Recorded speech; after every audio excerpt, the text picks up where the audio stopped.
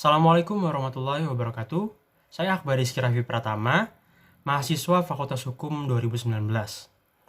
Kali ini saya akan membahas topik yang menarik yang baru saja menjadi perbincangan masyarakat, yaitu PPKM darurat. Seperti dilansir oleh kompas.com, PPKM atau pemberlakuan pembatasan kegiatan masyarakat ini merupakan kebijakan yang ditetapkan oleh Presiden Joko Widodo mulai dari 3 sampai 20 Juli 2021. PPKM darurat ini meliputi pembatasan aktivitas masyarakat yang lebih ketat daripada yang selama ini sudah berlaku.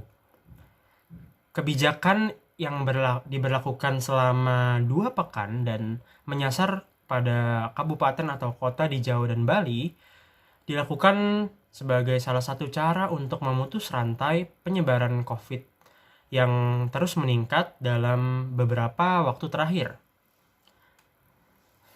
Adapun aturan-aturan pengetatan aktivitas masyarakat dalam PPKM darurat ini antara lain pada sektor non-esensial menerapkan 100% work from home, lalu pada kegiatan belajar mengajar dilakukan secara daring atau online.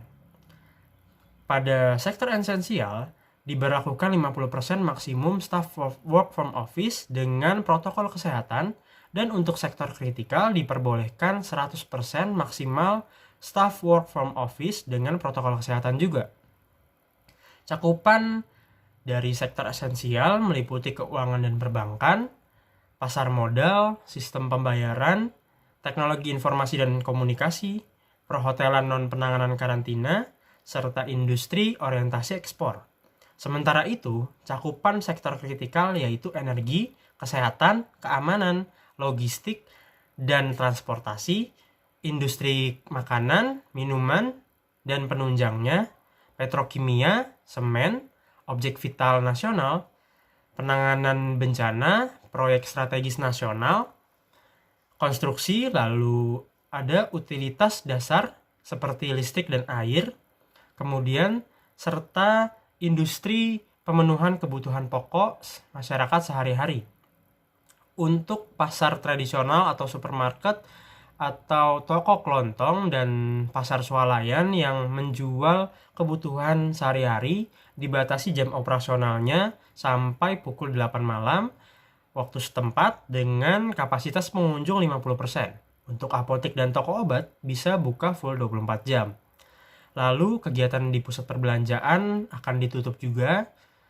Kemudian makan atau minum di tempat umum, pelaksanaan kegiatan makan atau minum di tempat umum seperti warung makan, kafe, pedagang kaki lima, lapak jajanan akan diberlakukan sistem take away dan juga menerima delivery, tidak menerima makan di tempat atau biasa disebut dine-in.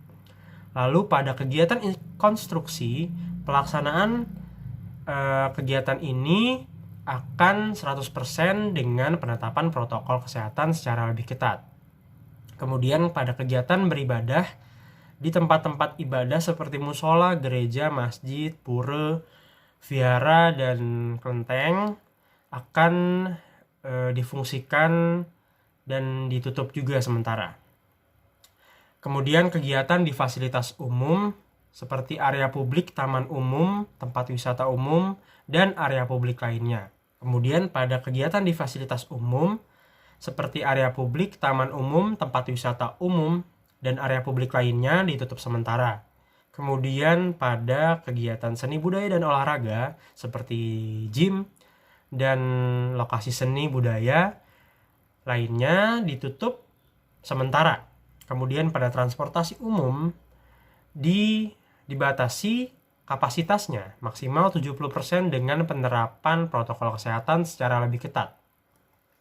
Kemudian pada kegiatan pernikahan resepsi, pernikahan dihadiri maksimal 30 orang dengan menetapkan protokol kesehatan juga, dan untuk makanan tetap dapat disediakan wadah tertutup untuk dibawa pulang, tidak untuk dimakan di tempat resepsi. Untuk pelaku perjalanan seperti traveler atau yang berkepentingan untuk keluar kota menggunakan moda transportasi jarak jauh harus menunjukkan kartu vaksin minimal vaksin dosis 1 dan PCR H-2 sebelum keberangkatan pesawat serta antigen H-1 untuk moda transportasi jarak jauh lainnya. Kemudian penggunaan masker tetap dipakai serta melaksanakan kegiatan di luar rumah tidak diizinkan menggunakan face shield tanpa penggunaan masker. Pelaksanaan PPKM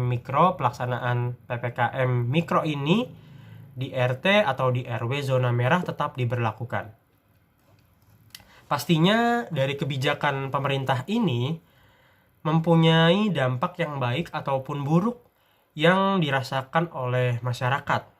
Dampak baik atau positifnya yaitu tujuan pemerintah yang dimana ingin menekan angka penyebaran COVID dapat terwujudkan, serta masyarakat Indonesia bisa terhindar dari virus corona dan hidup lebih baik lagi.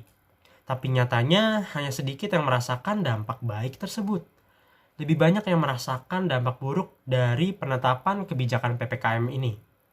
Seperti usaha-usaha yang dibatasi jam bukanya, seperti usaha kuliner yang dimana sangat banyak sekali jumlahnya. Dampak lainnya juga datang dari penertiban oleh para petugas yang menyita barang-barang para pedagang yang melanggar aturan. Menurut saya, pemerintah harus benar-benar mengkaji dan juga memutuskan kembali mengenai kebijakan-kebijakan dalam PPKM ini.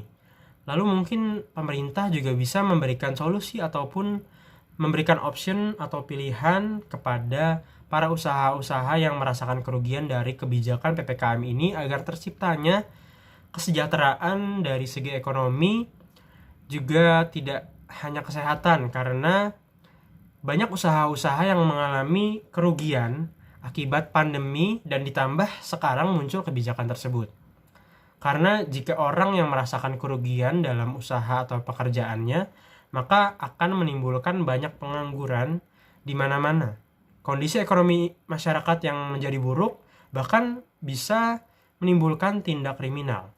Nah, hal tersebut akan berpotensi menjadi faktor kriminogen yang akan memunculkan atau bahkan meningkatkan kriminalitas di masyarakat seperti pencurian, pembunuhan. Bahkan dari sektor kesehatan juga terdapat kasus kriminal seperti pemalsuan alat-alat tes swab antigen. Penggunaan alat swab antigen bekas yang tidak disangka dilakukan oleh klinik ternama, salah satu klinik ternama yang berujung pada pemecatan seluruh direksi klinik tersebut. Ya, lagi-lagi pemecatan dan meningkatnya angka pengangguran di Indonesia serta mengakibatkan menurunnya kondisi ekonomi rakyat Indonesia.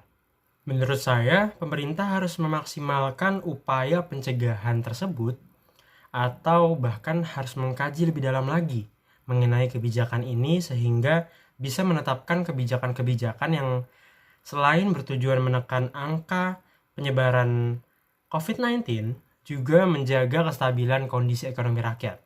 Jika hal itu tidak bisa diwujudkan, paling tidak pemerintah menciptakan rasa tenang dan aman kepada masyarakat.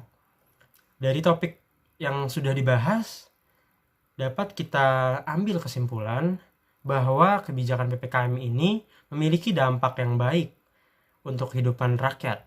Pemerintah bertujuan untuk menekan angka penyebaran virus corona agar masyarakat dapat hidup sehat dan tidak harus mengkhawatirkan virus corona. Akan tetapi ternyata lebih banyak juga yang merasakan dampak negatifnya seperti hancurnya usaha yang ada, kerugian di mana-mana, dan bahkan dapat meningkatkan kriminalitas di Indonesia. Maka dari itu, pemerintah harus mengkaji lebih dalam sehingga kebijakan yang ditetapkan di masyarakat dapat diterima dan tidak merugikan masyarakat. Sekian pembahasan kali ini mengenai topik PPKM darurat. Kurang lebihnya saya mohon maaf.